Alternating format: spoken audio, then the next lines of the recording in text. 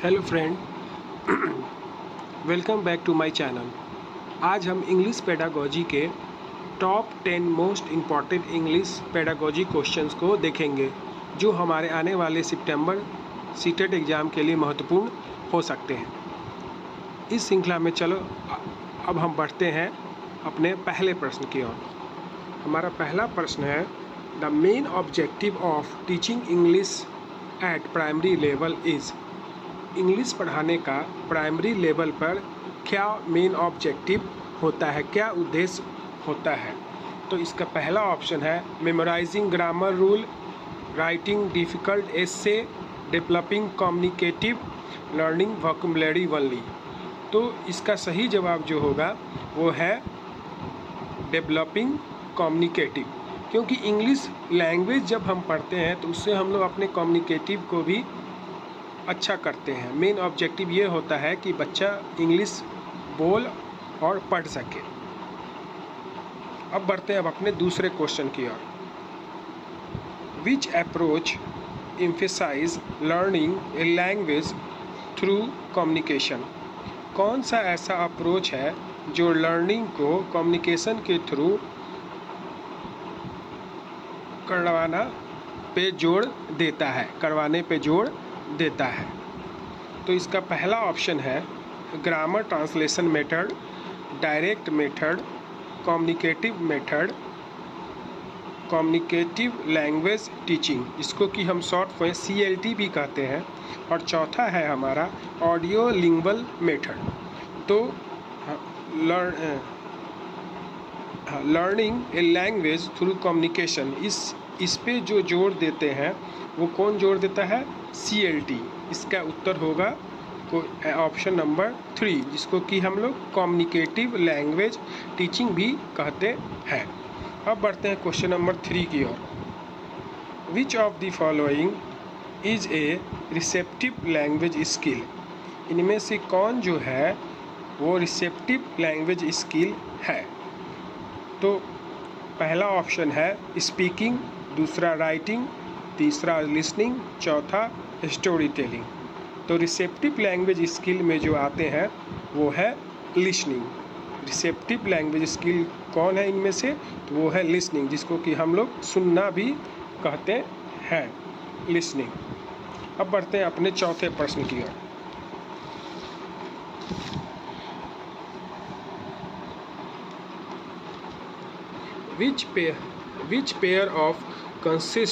Which pair consists of productive language skill। कौन सा जो एक पेयर है इन चारों ऑप्शन में वो प्रोडक्टिव लैंग्वेज स्किल के बारे में बताता है। Which pair consists of productive language, इनमें से कौन सा ऐसा पेयर है जो प्रोडक्टिव लैंग्वेज स्किल को बढ़ावा देता है? तो पहला ऑप्शन है हमारा listening, reading, speaking and writing, reading and speaking, listening and writing. तो प्रोडक्टिव लैंग्वेज स्किल में जो आते हैं वो है हमारा स्पीकिंग एंड राइटिंग। अब बढ़ते हैं अपने पांचवें प्रश्न की ओर। विच मेथड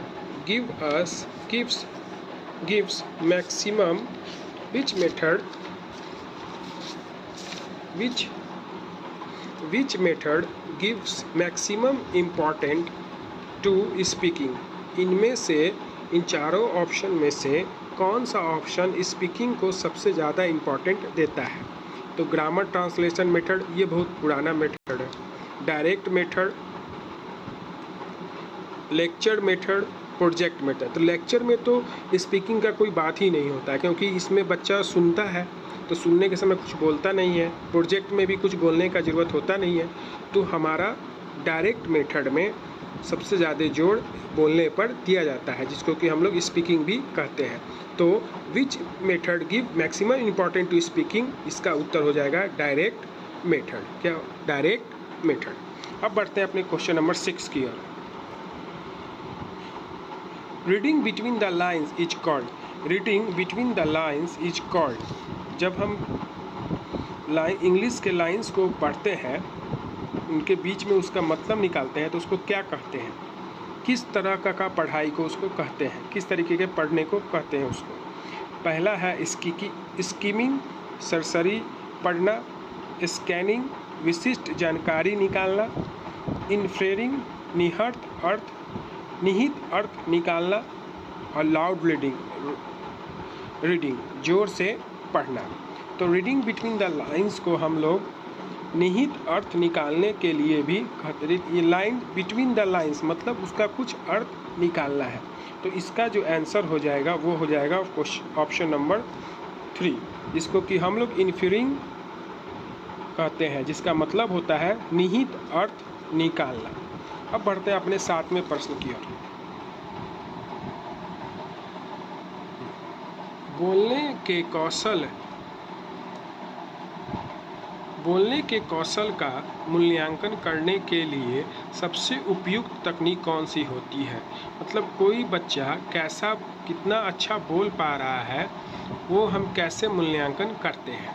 तो इसका ऑप्शन है लिखित परीक्षा, श्रुति लेख परीक्षा, मौखिक परीक्षा या रिक्त स्थान को भरना। तो जब यहाँ बात हो रहा है बोलने का, तो लिखित परीक्षा का तो कोई सवाल ही नहीं उठता है। श्रुति लेख में तो बोलना नहीं पड़ता है, शिक्षक बोलते हैं और बच्चे लिखते हैं। अब मौखिक परीक्षा है, ये क्योंकि बोलने का बात हो रहा है और मौखिक परीक्षा में बच्चे को बोलना पड़ता है, इसलिए ये तीसरा ऑप्शन हमारा इसका उत्तर होगा। तो बोलने के कौशल का मूल्यांकन करने के लिए सबसे उपयुक्त तकनीक कौन सी है, वो है मौखिक परीक्षा।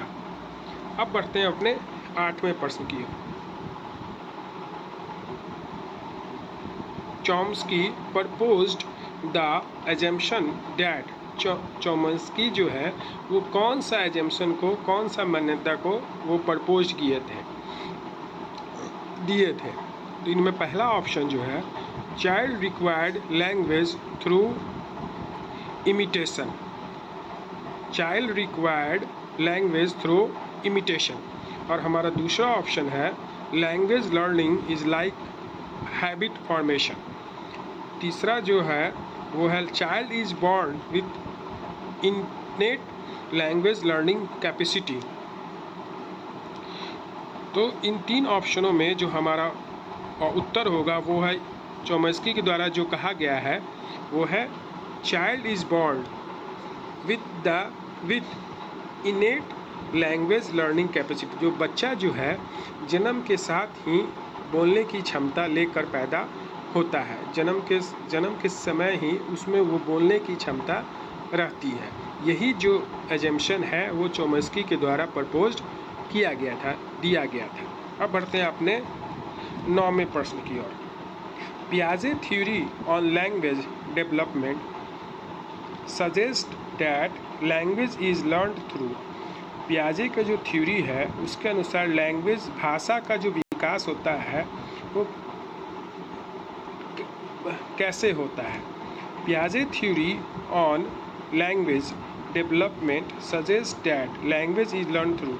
पियाजे के थ्योरी के अनुसार जब भाषा का जो विकास होता है तो भाषा का कैसे सीखा जाता है, भाषा को हम लोग कैसे सीखते हैं। तो पहला ऑप्शन है हमारा एसिमिलेशन एंड एकोमोडेशन, दूसरा है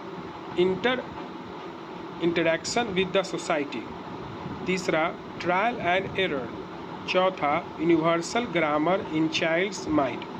तो पियाजे थ्योरी में लैंग्वेज कैसे सीखा जाता है, तो एसिमिलेशन मतलब पूर्व ज्ञान में नए ज्ञान को जोड़कर, और एकोमोडेशन कुछ बदलाव कर मतलब कुछ भाषा को जोड़कर और कुछ को बदल कर हम पियाजे के अनुसार भाषा को सीखते हैं। अब बढ़ते हैं अपने 10वें प्रश्न की ओर।